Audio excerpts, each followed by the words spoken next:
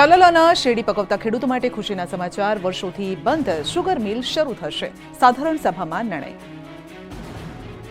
ગીર સોમનાથના તાલાલા ખાતે શુગર મિલની મહત્વપૂર્ણ સાધારણ સભા મળી.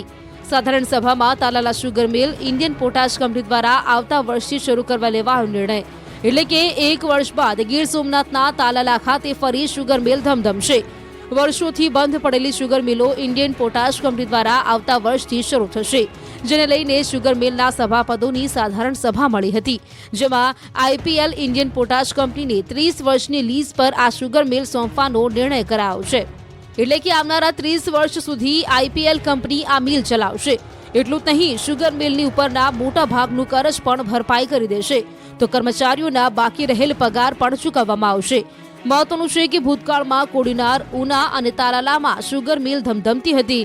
આ શુગર મિલ ધીમે ધીમે કરજના બોજ નીચે દબાઈ ગઈ અને વર્ષોથી બંધ હાલતમાં છે, જેના કારણે શેરડીની ખેતી કરતા ખેડૂતોની હાલત પણ કફોડી બની છે, બંધ થઈ ચૂકી હતી. જો કે શુગર મિલને લઈ હવે નવી આશાની કિરણ જાગી છે, કારણ કે સરકાર દ્વારા આઈપીએલ કંપની મારફતે આ શુગર મિલને ફરી શરૂ કરવાની કવાયત શરૂ કરાઈ છે.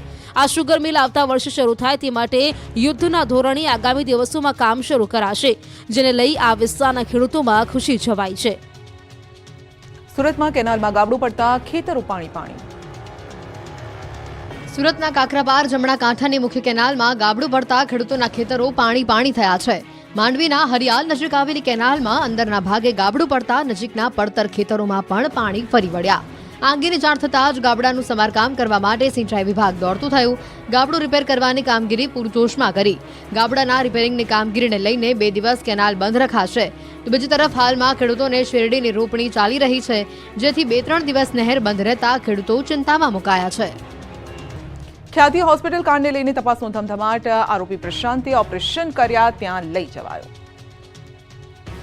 અમદાવાદમાં પૈસા માટે ખ્યાતિ ખરડાવનાર ખ્યાતિ હોસ્પિટલ કાંડને લઈને તપાસનો ધમધમાટ શરૂ થયો છે. જરૂર ન હોય તેવા લોકોને પણ ચીરનાર કાતિલ ડોક્ટર પ્રશાંત વજરાણીની આકરી પૂછપરછ થઈ રહી છે.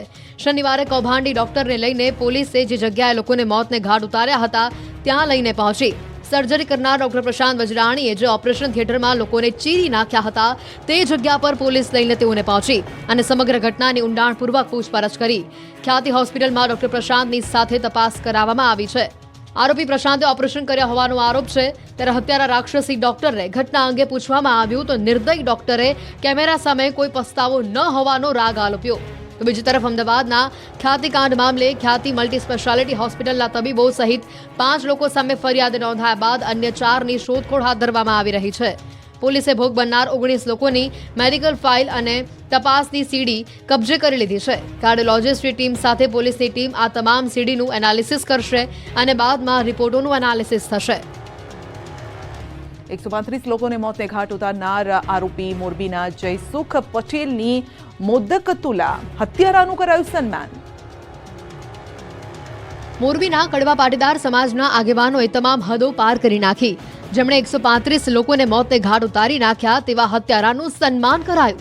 મોરબી ઝુલતા પુલના આરોપીની મોદક તુલા કરવામાં આવી. મોરબી ઝુલતા પુલ કાંડનો આરોપી જયસુખ પટેલની મોદક તુલા કરવામાં આવી. મોરબી વાસીઓમાં રોષનો માહોલ ફેલાયો છે. મોરબીના લજરાઈ ગામે કડવા પાટીદાર કેળવણી મંડળ દ્વારા એક કાર્યક્રમના આયોજન દરમિયાન આરોપી જયસુખ પટેલનું સન્માન કરવામાં આવતા વિવિધ ચર્ચાઓને લઈને મોરબીમાં વિવાદો સર્જાયા છે. આ કાર્યક્રમને લઈને પાટીદાર સમાજના અગ્રણી મહેશભાઈ ભોરણિયાએ કહ્યું છે કે વાડીની પ્રાણ પ્રતિષ્ઠા કરવામાં આવી હતી. OR પટેલનું સન્માન કરવામાં આવવાનું હતું, પરંતુ તે ઉપસ્થિત ન હતા, એટલે તેમના પરિવારના જયસુખભાઈનું સન્માન કરવામાં આવ્યું અને જેમાં તેમના જેટલા જ વજનનો લાડુ બનાવીને ત્રાજવેથી તોલીને સન્માન કરવામાં આવ્યું. 75 કિલો જેટલા આ લાડુનો પ્રસાદ બનાવીને આસપાસના પટેલ પરિવારોમાં વહેંચવામાં આવશે.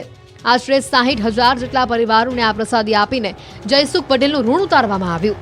પુલકાંડના મૃતકોના પરિવારજનોને હજી સુધી ન્યાયથી વંચિત રખાયા છે. ત્યારે ક્રૂર હત્યારા જયસુખનું મોદક તુલાથી સન્માન કરવામાં આવતા પીડિત પરિવારોને દાઝ્યા પર ડામ જેવી સ્થિતિ સર્જાઈ છે. 135 લોકોના મોત માટે જવાબદારનું સન્માન કેટલું યોગ્ય? શું આયોજકો માટે મૃતકોને લઈને કોઈ દુઃખ કે શોક નથી? સાંસદ રામ મોકરિયાએ સસ્તા અનાજની ગુણવત્તાની ખોલી પોલ. કલેક્ટરને તતડાવી નાખ્યા. ભાજપના રાજ્યસભાના સાંસદ રામ મોકરિયાએ ખુદ પુરવઠા વિભાગની પોલ ખોલતા સરકારી તંત્રમાં હડકંપ મચી ગયો છે. રામ મોકરિયાએ સસ્તા અનાજમાં ભેળસેળ થતી હોવાનો પર્દાફાશ કર્યો. જિલ્લા કલેક્ટરની પુરવઠા બેઠકમાં જ પુરવઠા વિભાગની પોલ ખોલી નાખતા સરકારી અધિકારીઓ અને કર્મચારીઓમાં સન્નાટો પ્રસરી ગયો હતો. આ સાથે જ રામ મોકરિયાએ કલેક્ટરને તતડાવી નાખ્યા. રામ મોકરિયાએ ગરીબોને અપાતા સરકારી સસ્તા અનાજમાં થતી ભેળસેળને લઈને બેઠક કરી. આ મુદ્દે રાજકોટ જિલ્લા કલેક્ટરની પુરવઠા બેઠકમાં તડાફડી મચાવી હતી. સાંસદ મોકરિયાએ સસ્તા અનાજની દુકાનોમાંથી હલકી ગુણવત્તાના અનાજના નમૂના કલેક્ટરને આપ્યા. સસ્તા અનાજની દુકાનોમાં હલકી ગુણવત્તાનું અનાજ વિતરણ થતું હોવાથી તપાસ કરવાની માંગ કરાઈ છે. રાજકોટની અલગ અલગ સસ્તા અનાજની દુકાનમાંથી નમૂના લઈ કલેક્ટરને સોંપાયા છે. ઘઉં, ચોખા, દાળ, ચણાની નબળી ગુણવત્તા અને જીવાત હોવાનું સામે આવ્યું છે.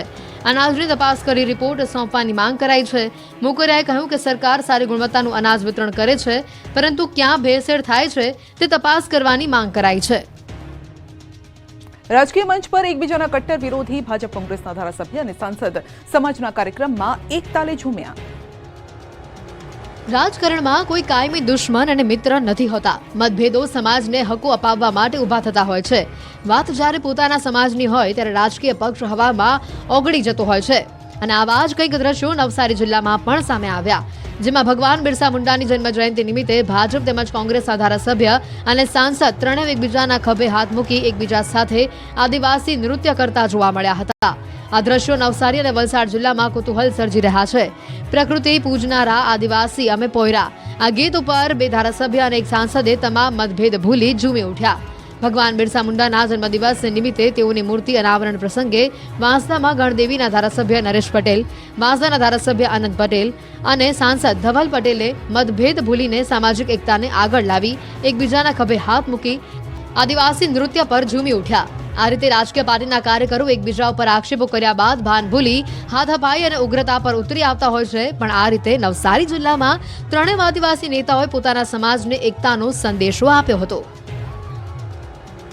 રાજુલાના ભીરાઈ ગામમાં ભેંસ ડાલા મથ્થા પર ભારે પડી. ભેંસ દોડતા સિંહ ઊભી પૂંછડીએ ભાગ્યો.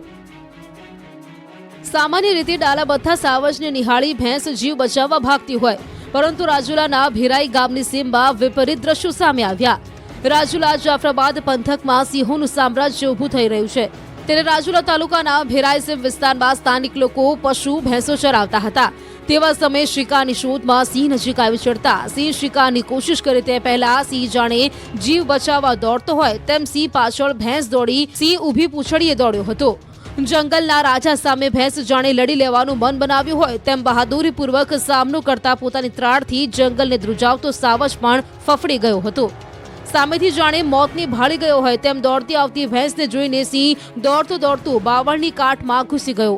જો બે ભેંસે સામનો ન કર્યો હોત તો કદાચ બેમાંથી એક સિંહણનો કોળિયો બની ગઈ હોત. આ તરફ ગીર સોમનાથના રણાક વિસ્તારમાં સાવજોએ ધામા નાખ્યા હતા. સૂત્રાપાડાના ગાંગીથા ગામમાં રાત્રિ સમયે 3 સિંહ ગામમાં ઘૂસી આવ્યા હતા. શિકારની શોધમાં સિંહે ગામમાં ધામા નાખી દીધા હતા. આ સમયે કેટલાક લોકો બાઇક પર ગામમાં આવી રહ્યા હતા અને તેમને સિંહની લટારની જોતા જ બાઇક થંભાવી દીધી હતી. સિંહના ગામમાં ધામાના કારણે ગામમાં દહેશત ફેલાઈ હતી. કેન્દ્ર શાસિત પ્રદેશ દીવના ડાંગરવાડી વિસ્તારમાં સિંહના ધામાનો વિડીયો સામે આવ્યો છે. એક સાથે 7 થી 8 સિંહો ડાંગરવાડીમાં જોવા મળ્યા છે.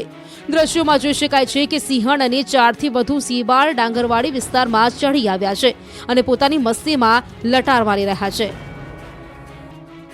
અમદાવાદમાં જાહેરમાં થૂંકનાર 22 લોકોને પ્રથમ દિવસે કરાયો દંડ. જો જાહેર માર્ગ પર પિચકારી મારવાની આદત હોય તો સુધારી લેજો, નહીં તો ખિસ્સું ખાલી થઈ જશે. અમદાવાદના શહેરના જાહેર રસ્તા પર પાન મસાલાની પિચકારી મારશો તો દંડ ભરવો પડશે. અમદાવાદ શહેરમાં 4 રસ્તા પર રહેલા સીસીટીવી કેમેરાથી રોડ ગંદા કરતા લોકોને દંડ ફટકારવાનું શરૂ કરી દેવાયું છે. જાહેરમાં થૂંકવા સામે અમદાવાદ મનપાએ લાલાક કરી છે. પ્રથમ દિવસે નિયમ ભંગ બદલ 22 લોકોને દંડ કરવામાં આવ્યો. જાહેર રસ્તા પર ગંદકી કરતા 22 લોકોને દંડ કરાયો છે. 22 લોકોને 200 રૂપિયાનો મેમો આપવામાં આવ્યો. 4 રસ્તા પર લાગેલા સીસીટીવીની મદદથી મેમો અપાયો છે. દંડની રકમ 7 દિવસમાં ભરવાની રહેશે. અમદાવાદ મહાનગરપાલિકા સોલિડ વેસ્ટ વિભાગે કાર્યવાહી શરૂ કરી છે. જાહેર રસ્તા પર પાન મસાલાની પિચકારી અથવા થૂંકવા બદલ પહેલા 100 રૂપિયાનો દંડ કરવામાં આવતો હતો. જો એ જ વ્યક્તિ બીજી વાર અને ત્રીજી વાર પડશે તો દંડની રકમ સીધી વધી જશે. દસક્રોઈના ગામડામાં રહેતા લોકો તમારા બાળકોને રેઢા મૂકતા નહીં. બાળક ઉપાડી જતી ગેંગની અફવાથી પંથકમાં ડર. ખેડા અને અમદાવાદ બોર્ડરના ગામમાં ચોર ટોળકી અને બાળક ઉપાડતી ગેંગ સક્રિય થઈ હોવાની અફવાઓ ચાલી રહી છે, ત્યારે અહીંના લોકોમાં ડરનો માહોલ છે. અમદાવાદ જિલ્લામાં આવેલા દસક્રોલ તાલુકાના કઠવાડા સહિતના ગામોમાં બાળક ઉપાડતી ગેંગ સક્રિય થઈ હોવાની અફવાથી ગ્રામજનોમાં રીતસરની દહેશત છે. ગામની શેરીઓ બાળકોની ચહેલપહેલ વગર સુમસામ ભાસી રહી છે. વાલીઓને ડર છે કે ક્યાંક ચોર ટોળકી તેમના બાળકોને ઉઠાવી જશે તો, એટલે વાલીઓ પોતાના બાળકોને ઘરની બહાર નીકળવા નથી દેતા. બાળક ચોરની અફવાથી લોકો પણ પરેશાનીમાં મુકાયા છે. મહિલાઓનું કહેવું છે કે અફવાઓ બાદથી બાળકોને બહાર એકલા મોકલતા ડર લાગે છે. દુકાને વસ્તુ લેવા મોકલતા પહેલા પણ વિચાર કરવો પડે છે. તો ભુવાલડી ગામમાં બાળકો ઉઠાવવાની નહીં પરંતુ ચોરની રાડ છે. રાત્રિના સમયે ચોર ગામમાં આવે છે, ક્યારેક રિક્ષામાં તો ક્યારેક મોટા વાહનોમાં રાત્રિના સમયે આવે છે, જેના કારણે લોકોની રાત્રિની ઊંઘ પણ હરામ થઈ ગઈ છે. ટૂંકમાં આ પંથકમાં અફવાથી વાલીઓ સતર્ક થઈ ગયા છે. મહેસાણાના વિજયપુરમાં મૃતક યુવાનનું બેસણું ચાલતું હતું તો પોતાના જ બેસણામાં યુવાન પ્રગટ થયો. કહ્યું, મમ્મી, હું જીવતો છું. મહેસાણા જિલ્લાના વિજયપુરમાંથી એક અજીબોગરીબ ઘટના સામે આવી. મૃતક યુવાને પોતાના જ બેસણામાં એન્ટ્રી મારતા પરિવાર ડરી ગયો. મૂળ વિજાપુરનું અને અમદાવાદના નરોડા ખાતે રહી શેરબજારનો વ્યવસાય કરતો યુવાન ઘરે જાણ કર્યા વિના ગુમ થઈ ગયો હતો, જેને લઈને પરિવારે નરોડા પોલીસ સ્ટેશનમાં ગુમ થયાની ફરિયાદ નોંધાવી હતી. આ દરમિયાન સાબરમતી પોલીસને બ્રિજ પાસેથી એક વ્યક્તિની લાશ મળી હતી, જેથી વિજાપુરમાં પ્રભુનગર સોસાયટીમાં રહેતા પરિવારે લાશ પોતાના દીકરા બ્રિજેશની હોવાનું માની તેના અંતિમ સંસ્કાર કરી દીધા હતા. આ બાદ પરિવારે વિજાપુરમાં 14 નવેમ્બરના દિવસે બ્રિજેશ સુથારનું બેસણું રાખ્યું હતું. જો કે 15 નવેમ્બરના રોજ ગુમ થયેલો બ્રિજેશ સુથાર ઘરે પાછો આવતા સૌ કોઈ ચોંકી ઉઠ્યા હતા. સમગ્ર ઘટનામાં બ્રિજેશને જોતા પરિવાર દ્વારા અગ્નિ સંસ્કાર કોના કર્યા તે અંગે હાલમાં પરિવાર પણ વિસામણમાં મુકાણો છે. ત્યારે સમગ્ર મામલે હવે અંતિમ સંસ્કાર કોના થયા તેની તપાસ પોલીસ દ્વારા શરૂ કરવામાં આવી છે. સમગ્ર કિસ્સામાં પોલીસની ભૂલ કહો કે પછી લાશની ઓળખ વિધિ કરનાર પરિજનોની, પરંતુ હાલ તો સુથાર પરિવાર દ્વારા જે લાશના અંતિમ સંસ્કાર કરવામાં આવ્યા હતા તે કોની લાશ હતીનો યક્ષ પ્રશ્ન ઊભો થયો છે. મહારાષ્ટ્ર ચૂંટણીને લઈને સુરતના વેપારીની અનોખી પહેલ. સવારે 8 વાગ્યા સુધીમાં જે મહિલા મત આપશે તેને મળશે ફ્રી સાડી. મહારાષ્ટ્રમાં વિધાનસભાની ચૂંટણીને લઈને મુંબઈના પાડોશી શહેર સુરતમાં ઉત્સાહ આસમાને છે. મહિલાઓ વધુને વધુ મતદાન કરે તે માટે સુરતના સાડીના વેપારીઓએ અનોખી પહેલ કરી. મતદાન જાગૃતિને લઈને દેશને ચકાચૌંધ કરતા મુંબઈમાં જે મહિલાઓ સવારે 8 વાગ્યા પહેલા મતદાન કરશે તેમને સુરતના સાડીના વેપારી મફતમાં સાડી મોકલાવશે. લોકો મોટી સંખ્યામાં મતદાન કરવા નીકળે અને તેમાં પણ મહિલાઓ સવારના સમયે મતદાન કરે તેને લઈને તેમને મફતમાં સાડી આપવામાં આવશે. સવારે 8 વાગ્યા પહેલા જે મહિલાઓ મત આપી મતદાન સાથેનો પોતાનો ફોટો સુરતના વેપારીને વોટ્સએપ પર મોકલશે તેવી 500 મહિલાઓને કુરિયર દ્વારા તેમને સાડી આપવામાં આવશે. સુરતના આ કાપડ વેપારી કે જેમની સાડીઓ સૌથી વધુ મહારાષ્ટ્રના વેપારીઓ ખરીદતા હોય છે, ત્યારે આવી યોજનાને લઈને મહારાષ્ટ્રમાં મહિલાઓ મોટા પ્રમાણમાં મતદાન કરે અને જનજાગૃતિ થાય તે ઉદ્દેશ છે. સુરતમાં કાપડના વેપારીઓએ બનાવી ટ્રેનના નામની સાડી. તમે ફિલ્મ સ્ટાર નેતાઓના પોસ્ટરવાળી સાડી તો જોઈ હશે, ભગવાનના ફોટાવાળી સાડી પણ મહિલાઓને પહેરતા જોઈ હશે, પણ આ વખતે સુરતના સાડીના વેપારીઓએ અનોખી સાડી બનાવી છે. સુરત કાપડ માર્કેટમાં વેપારીએ નવતર પ્રયોગ કર્યો, જેમાં ફિલ્મ સ્ટાર અને ફિલ્મોના નામ પર અનેક વેપારીઓ સાડી બનાવી રહ્યા છે.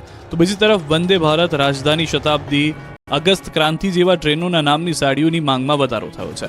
સાડીઓમાં ટ્રેનના નામ આપવા પાછળ કારણ એ છે કે દેશના લોકો ટ્રેનના નામ સાથે ભારત સરકારના સૌથી મોટા નેટવર્કની જાણકારી મેળવે. સાડી અને ડ્રેસ સાથે અત્યાર સુધીમાં વેપારીઓ મોડલના ફોટા મૂકતા હતા, પણ હવે ટ્રેનના ફોટા મૂકી સાડીને ટ્રેનનું નામ આપી રહ્યા છે. સુરતમાં જમાઈને ફસાવવા સસરાનું કારસ્તાન. કોમી વૈમનસ્ય ફેલાય તેવા લખાણ સાથે જમાઈના ટ્યુશન ક્લાસના નામના પેમ્ફલેટ છપાવ્યા. સુરતમાં જમાઈને ફસાવવા સસરાએ કર્યું ગજબનું કારસ્તાન. જમાઈને બદનામ કરવા પેમ્પલેટ છપાવ્યા. સસરા સુલેમાન શેખે પેમ્પલેટમાં હિન્દુ મુસ્લિમ વચ્ચે દ્વેષ ભાવ વધવાની સાથે હિન્દુ સંગઠનો વિરુદ્ધ વાંધાજનક લખાણના પેમ્પલેટ છપાવી વાયરલ કર્યા. જેને લઈને સુરતની લિંબાયત પોલીસે સરકારી શિક્ષકની ધરપકડ કરી છે. સસરાએ પોતાની દીકરીને હેરાન પરેશાન કરનાર જમાઈને બદનામ કરવા, કોમી વૈમનસ્ય ફેલાય તેવું લખાણ સાથે પેમ્પલેટ છપાવ્યું હતું. તપાસમાં સામે આવ્યું કે લિંબાયતમાં જમાઈના ટ્યુશન ક્લાસીસને બંધ કરાવવા અને તેને વિદ્યા સહાયકની સરકારી નોકરી ન મળે આ માટે સસરાએ જ પેમ્પલેટ વાયરલ કર્યા હતા. આ સમગ્ર પ્રકરણમાં જ્યારે જમાઈ રઈસ શેખે પેમ્પલેટ જોયું ત્યારે તેઓ પણ આશ્ચર્યમાં મુકાયા હતા, કારણ કે આ પેમ્પલેટ તેમની દ્વારા છપાયું નહોતું. તેઓ પોતે પોલીસ સ્ટેશન પહોંચ્યા હતા. પોલીસ તપાસમાં જાણવા મળ્યું હતું કે પેમ્પલેટ કોઈ અન્ય નહીં પરંતુ રહીશના સસરા સુલેમાન ચાંદ શેખે છપાવ્યું હતું. પોતાની સ્કૂલમાં જ તેણે આ પેમ્પલેટ છપાવ્યું હતું. તપાસમાં જાણવા મળ્યું છે કે તે પહેલાથી જ પોતાના જમાઈને પસંદ નહોતો કરતો. જમાઈ અવારનવાર તેની દીકરીને હેરાન કરતો હતો. આ મામલે દહેજની કલમ હેઠળ તેની ઉપર ફરિયાદ પણ કરવામાં આવી હતી. થોડાક દિવસ પહેલા પણ બંને વચ્ચે બબાલ થઈ હતી. તેને બદનામ કરવા માટે આ કૃત્ય સસરા સુલેમાન શેખે કર્યું હતું. પોલીસે સસરાની ધરપકડ કરી છે. ચાતુર્માસના 4 માસના વિરામ બાદ બંધ થયેલી ગિરિરાજ શત્રુંજયની યાત્રાનો પ્રારંભ. કાર્તિકી પૂનમથી જૈનોના મહાતીર્થ પાલિતાણાના ગિરિરાજ શેત્રુંજયની યાત્રાનો વહેલી સવારથી જ જય જય આદિનાથના જયઘોષ સાથે વિધિવત યાત્રાનો પ્રારંભ થયો. જૈનોના પવિત્ર તીર્થ શત્રુંજય ગિરિરાજ પાલિતાણા ખાતે ચોમાસાના 5.5 માસ બંધ રહ્યા બાદ પૂનમની યાત્રા માટે ડુંગર ખોલવામાં આવ્યો. 20,000થી વધુ શ્રાવક શ્રાવિકા અને 1,000થી વધુ સાધુ સાધ્વીજી ભગવંતોએ યાત્રાનો આરંભ શરૂ કર્યો. વહેલી સવારથી જય જિનેન્દ્ર જય આદિનાથના જય ઘોષ સાથે જય તળેટી ગુંજી ઉઠી હતી. આ યાત્રા દરમિયાન ભાવિકો માટે આણંદજી કલ્યાણજી પેઢી દ્વારા ઠેર ઠેર પરબો પર સાદા અને ઉકાળેલા પાણીની વ્યવસ્થા કરવામાં આવી હતી. યાત્રિકો માટે ભાતાઘર પણ ખુલી ગયું હતું.